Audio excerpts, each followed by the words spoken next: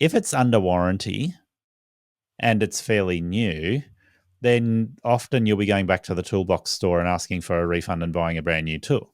Of course. Hey, you. Yes, you with the moist grass on your bare legs. This is a new year and a new podcast. I'm asking you to join me in some changes made just for you. I want listeners to join the new Facebook group for Aussie Lawn Stars, so you can give me feedback on existing episodes and content ideas for more episodes. But more importantly, it's a place you can ask questions.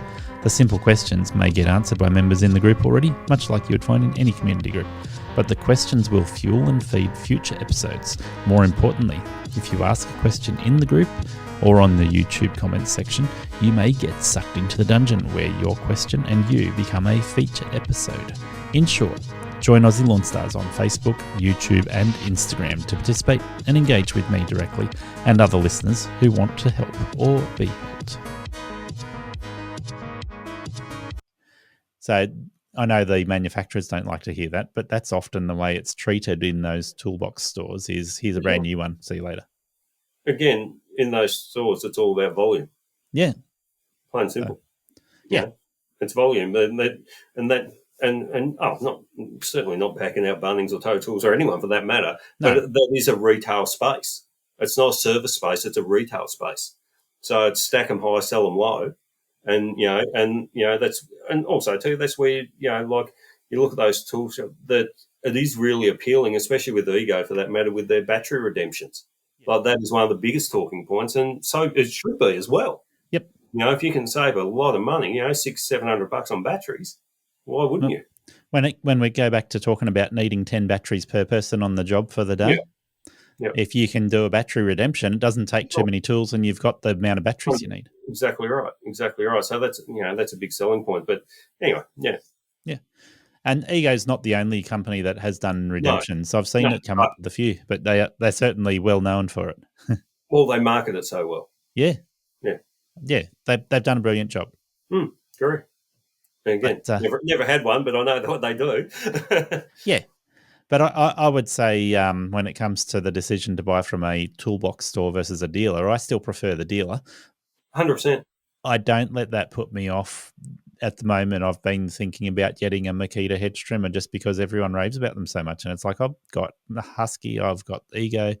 Maybe I should grab a Makita because I've already got Makita batteries. Yeah. Give it a try. Yeah, for sure. And it's like, well, the box store is where it's coming from. Grab one of the Bunnings, mate. They're always on special. That's it. Yep.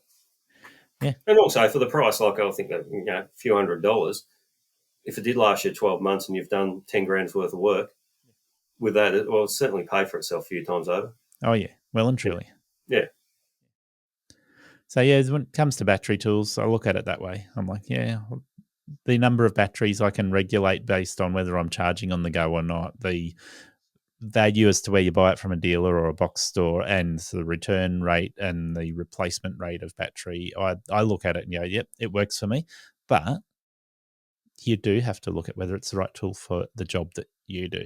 There's countless jobs where it comes to acreage work where you go, I'm not going to be able to recharge on the go, or I can't do a 20-minute runtime on that whippersnipper. It needs to have a 1 hour runtime. And if that's your requirement, then you start looking at going, well, is battery the right tool for the job again?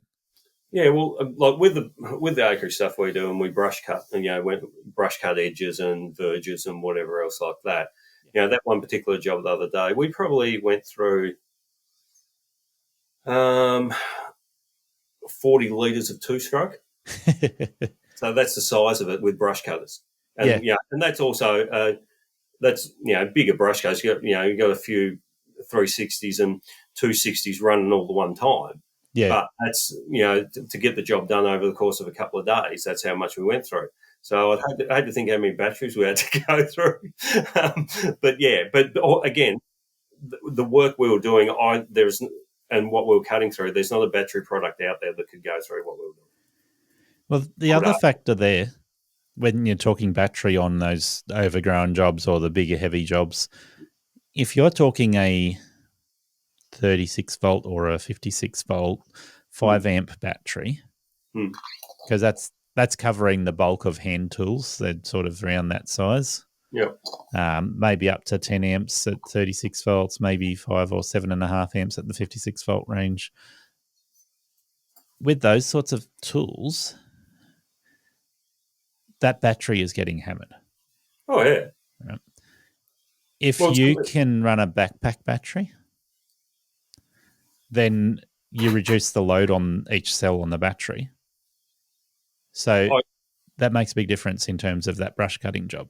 I agree with that, but the actual load that for those overgrown acreage jobs, surely like that'd be, putting a fair bit of strain on a battery, whether it be a backpack or not. Yeah. From a heat point of view, Well, the backpack's not going to get as hot as the cartridge at the end of the day because it's not working as hard, right? Yeah. The actual umbilical cord is going to deliver the right amount of power, but the battery itself, like you just imagine it, right? You got two legs. You run as hard as you can. You are not hitting 1 horsepower. Yeah, correct. You up the power a little bit. You don't have to work as hard. Same with batteries. You run a 36 volt battery. I'm just thinking. I think I've got one that's probably got about 10 cells in it. Right? You go to a backpack battery and you're probably running closer to 50 or 100 cells. So each cell has to do less work. Yep. Yeah, true. So it doesn't have to get as hot. Yeah. So the other thing is you go from... I'm getting quite the education here. I'm quite enjoying this. There's a lot of stuff I did not know. Yeah. So you go from your Ego commercial 22-inch self-propelled machine, which can run 2 12-amp batteries back to back. So that's a lot of battery power in there, to a Greenworks 32-inch stander. The amount of extra power that 32-inch stander has in it to get through somewhere close to a whole day's worth of work for most people that are using it means that it's not just the power of the motors, it's the power behind the battery as well, right? So that means that thing can do a lot more work. It can handle doing the overgrown work for a lot longer than the walk behind 22-inch machine will do. Yeah, for sure. Makes sense. So then you go up in size from there because you got battery mowers that go up to your 60-inch size now. Nice price tag with them too. Yes. Yeah, I think which is why I don't have one. I think the Toro's come out and that's what, 65, 70K? Yeah, it sounds about right for most of the brands that are up around that 60-inch machine. They're talking up around that $60,000, $70,000. It's a fair investment. Well, let's talk about that. So if you buy a comparable petrol machine, what's it worth? 16 volt. 60-inch? Decent horse? You're up around mid-30s? Yeah, I would say that. You're into $30,000 machines now. Last year or beginning of last year, it might have been low or high 20s. Now it's low 30s, mid-30s. Yeah, well, the Z Master 52 that I was looking at, just for a bit bigger machine. They're at 23 now, retail. Yep. Yeah. So if you take a 30-plus horsepower, 60-inch petrol machine, say 35 to 40 horsepower, and you work out how much petrol you're going to use if you're doing the overgrown jobs. Yeah. Oh, you tear through it. Yeah. So if the battery machine's twice the price, maybe a little bit more, but you don't have to buy petrol. Over the course of a few years, soon outweigh the cost, I guess. How long does it take? I don't know. You're doubling the price, so 30 grand. Yeah. Essentially. Yep. So how long will it take that machine to go through $30,000 worth of fuel? That's what you got to look at. I'm going to compare cars here because I just bought a car recently and I weighed up getting petrol only, hybrid, plug-in hybrid, or full electric for the car. All right. What'd you go with? I'm going to put something else out there before I tell you the answer. Right. I looked at the return on 10 years. So if I spend the extra money, does it pay for itself over 10 years? Okay. And the best option I could find was break even at 10-year mark. Right. So I went petrol. Fair enough. Because I didn't have to spend that much money up front. I'm like, I'm exactly. spending less money up front. Yeah, fair enough. And, I love batteries. Yeah, I know that. So I looked at that when you're talking that sort of money, and the car was for personal use. It's not a business write-off. So that's an incentive a little bit, I guess, because, I save the money spending it on the car. I spend more money on my investment with my house or whatever else. Yeah. But if it was business costs, it's going to weigh up a little bit differently. But even so, the return on investment over a 10-year period with a battery mower, it's going to be similar in terms of whether you're breaking even or not. I would say, if anything, it might be worse for the mower than what it is for the car, because they double the price for the mower, whereas the car, it goes up by about 20%. Yeah. To go to full battery. Yeah. Yeah, for sure. Yeah. And within the time frame of when we started shopping for the car, and 2 months after we bought the car, you could buy a full EV for the same price as what we paid for the petrol. Of course you could. Yeah, okay. So we look back and we go, we could have bought the full EV for the same price. But I didn't really want the full EV when it comes to being able to do a 600 plus kilometre trip on a regular basis. Yeah, for sure. That was probably a big deciding factor on that one as well. And that's a big deciding factor when it comes to the mower as well. It's like, do we get all day runtime? And if you're running a 60-inch machine doing heavy work, the battery machine, I would say 6 hours max. I don't know. I'd go the other way. If I'm tipping in 60 odd to 70,000 for a machine, I want a machine that's going to run all day. Well, this is what I'm saying. Like the battery, drive me home. The battery machine, other than Gravely, you're going to be sitting there charging after 5-6 hours. Yeah, that's right. So if you've got a petrol machine and you run out of fuel, you can go, I can still do a 10 or a 12-hour day if I really want to with that machine. So the other factor there is, if you say your runtime with a decent 60-inch machine is 5 or 6 hours of actual runtime, there's not a lot of times where you are on that machine for a 12-hour day and actually doing 12 hours on it. You're usually going to be stopping and taking breaks and whatever. So the average person who does an 8-hour day is not going to do more than 6 hours of use on the machine anyway. At the most. Some people will push that a lot further. But yeah. I probably did the other day. I know what you mean. But in make up the time. But in general, no, you're absolutely right. So yeah, the Australian in us all wants to be able to do a trip from Sydney to Brisbane, Melbourne to Brisbane, without having to stop for 3 1-hour charges. Yeah, that's right. Well, and same with your mower. You might not need to do it regularly, but you want to be able to do it. For sure. And if it's business, then that makes the difference between whether you take on that job or you don't take on that job. Yeah, well, exactly right. Oh, exactly. So council will still be the biggest buyer of battery-powered zero turns. Yeah, they will. Look, well, we've got one council listening to the mayor on the radio today that they're going to be zero emission type thing by 2030. That's their target type thing. And it's a big rural community. I'm like, that'd be interesting. Yeah, you can imagine all of the diesel generators charging all their lawnmowers and cars. Yeah, no, that's exactly right. Exactly right. So I'm not opposed to diesel generators recharging battery-powered whatever. I still think it's quite comical, though, that they're the clean, green, eco-friendly sort of stance on it. Like it sounds like that on the front page until you get to the back. I was listening to an EV podcast. Don't call me names because I do that.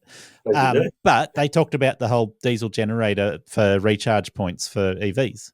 And the balance of probabilities is that 90-something% of EV charging is not done from diesel generators. So the ones that are running diesel generators allows you to get more range in your EV in areas where you otherwise wouldn't get it. So yeah, there might be a few people that are recharging their EV from diesel generators all the time, but the majority of people that only work in those areas are not running an EV.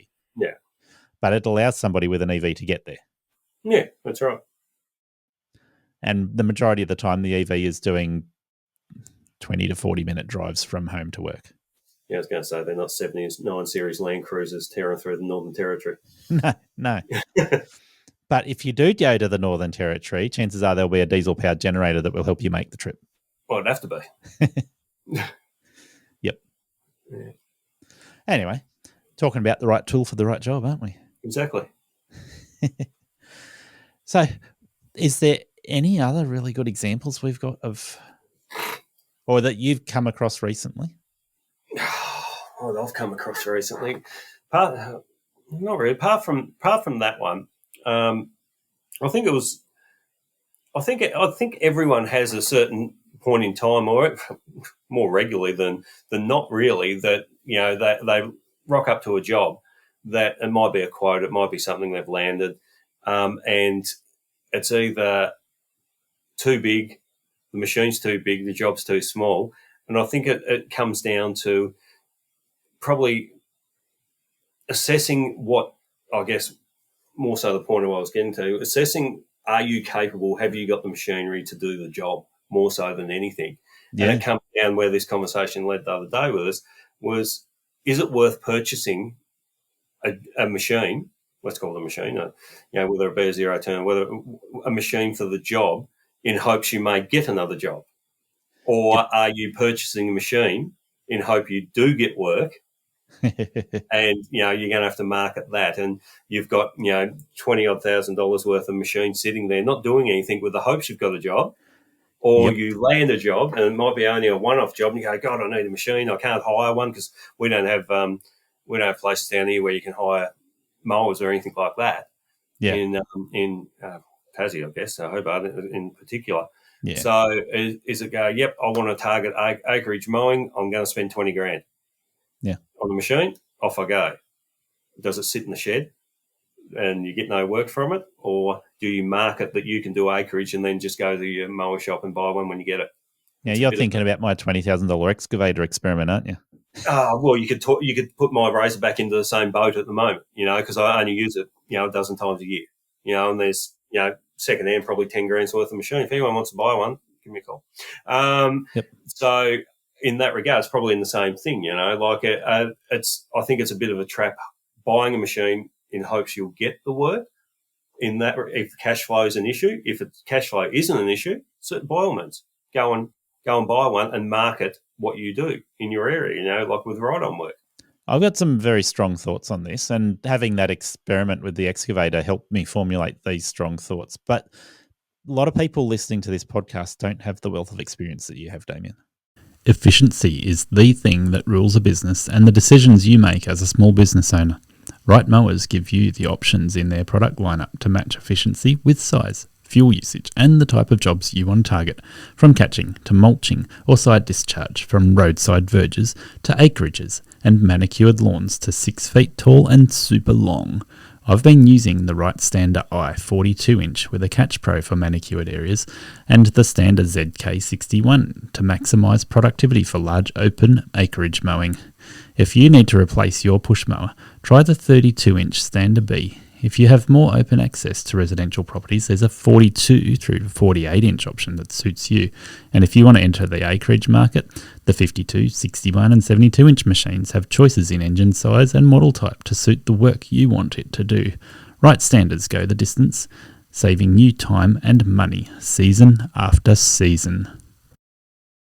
I like that you listen to the podcast, but the people who are going to be thinking about starting a business or have freshly started a business, investing 20 grand into anything is dangerous. 100%. Not that you shouldn't do it, but you have to weigh up what you have available and what your returns will be. So if, like you're saying, if you have the extra 20 grand sitting there doing nothing and it's a thought experiment, go for it. Go your hardest. But if you're sitting there going, I need that 20 grand to be making me a good profit, what's a surefire way to make sure it's making good money? And chances are you're going to go back to tools that you can use every day, majority of the time. Correct. Most of the year. Correct. And then the second thought there is, and this is where the excavator came into it for me, if I'm busy 95% of the year, what do I do to increase the value in my business? Do I need to go for a niche tool where I'm experimenting, or am I better off replicating the existing work that I've already got? And that takes you straight down the path of having employees. And do you want to go down the path of having employees, or do you want a niche tool that you can put to work hard in the months where you're not busy doing the 95%? But there's also the other side to that, or the next side to that, if you like, is that there's always, the opportunity to use a subcontractor. Yeah. For a job like that. Like, you've landed an acreage job, you're not geared up to do it. Like it's 5 acres of 4 foot high overgrown grass. Yeah. You haven't got the machine. You don't want to spend 20 grand on the machine, but you'd like the job. Well, there's nothing wrong with actually, looking through Marketplace or wherever it may be, or whatever advertising platform, find some contractor with a tractor and a slasher, get him to give you the quote, you tack on your fees on top of it. Yep. There's your customer, you've made profit for doing nothing, and off you go. And I think that service, I'll use it with arborists. Like, I certainly don't do arbor work at all, so I'll outsource that, and obviously make your administrative costs on the side. But if you're not geared up to do the job, or you're not confident in yourself on doing the job, or it could be a risk factor, anything it may be, it doesn't matter. Yeah, I think you probably got to take more opportunity to outsource the problem.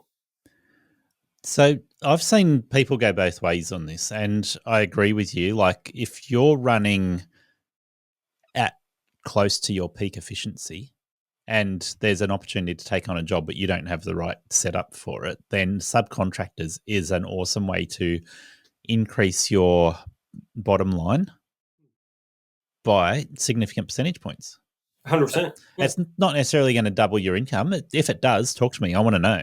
But it will certainly give you a fatter bottom line at the end of the financial year if you can have some subcontractors. And I've done the same thing, arborists and excavator operators, all those sorts of earth-moving jobs, those sorts of things. People have asked me to do them. Well, I still use subcontractors now, on a weekly basis.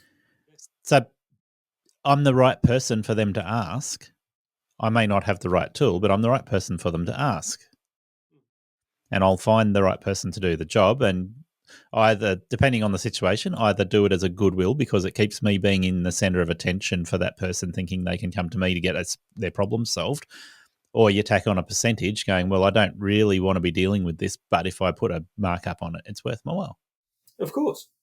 Well, the thing is too, that subcontractor is going to want to be paid once the job's done. Yeah.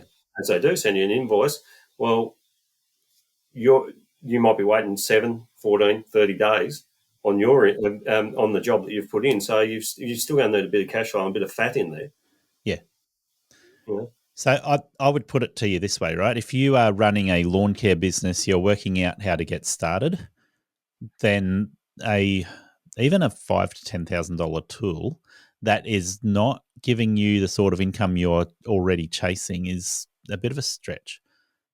But if you've filled up your schedule and you're going, okay, I want to have something that does good work for me in winter, then a tool that is going to bring you enough work in winter to keep you busy, and I would say a pressure washer is one of those tools which will get you over the line in winter. There's a few other things along those lines. So getting into gutter cleaning and pressure washing through winter is a great market to be in. It's a good way to supplement your own income when you don't want to subcontract it out to somebody else. Even an upsell on your regular customers. Like, it's easier to sell more to the customers you've got rather than try and chase new ones. Yeah. But if you're looking at going, okay, if I spend $20,000, $30,000 on a tool that is a niche work, and then I've got to take myself off of my majority work in order to do those niche jobs, am I getting value?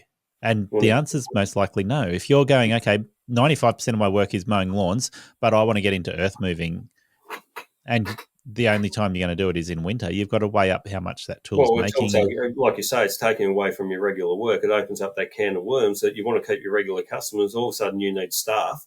Yeah. To keep working. Well, that $20,000 or whatever you're spending on a machine, well, that's also added about another $1,500 a week for someone pulling out weeds. Yeah. So, Now, if you're wanting to grow your business and you're going, okay, I'm busy full time, I've got an employee that's full time as well, and I want to grow my business and diversify, by all means, get into those sort of jobs. definitely.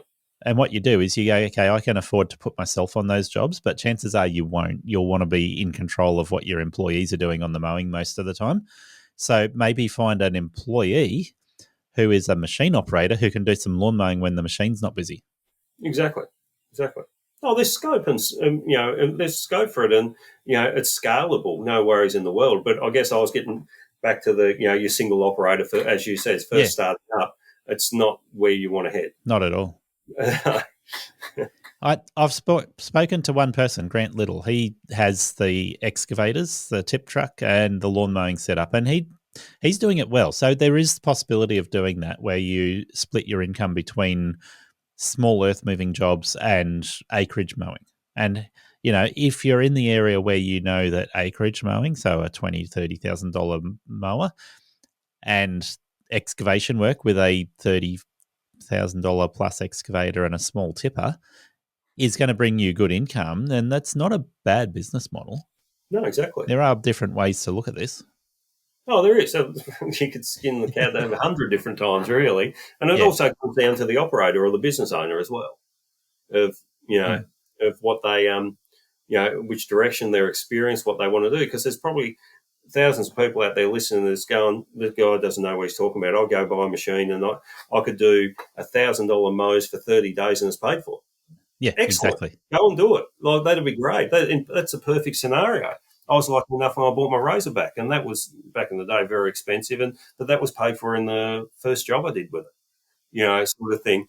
But I guess from an educational point of view, or the mainstream, like you say, if someone's starting up, it's probably not the right advice to go and take that plunge on that amount of money when cash flow is just your priority. And a HRU with a steel or Husqvarna setup on the back of a trailer is going to return you $800, $1,000 a day or whatever, without having because like you say, if you've got 30 grand sitting around in the bank and it's not doing anything, by all means go and do it. Lucky you. Yeah. But if you're financing that to buy that machine, well, all of a sudden, that $30,000 machine is $45,000.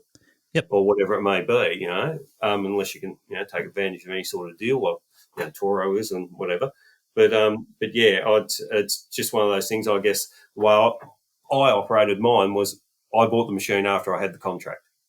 Yeah, and that's an important way to look at it. So most machines we're talking about here require a float fee. So if you're talking an excavator or you're talking a 60-inch mower, and you haven't got yourself set up for that already, then you need a different trailer, you need electric brakes, you need a whole heap of different, you need a truck, right? Yeah, for sure. Just to carry that machine around.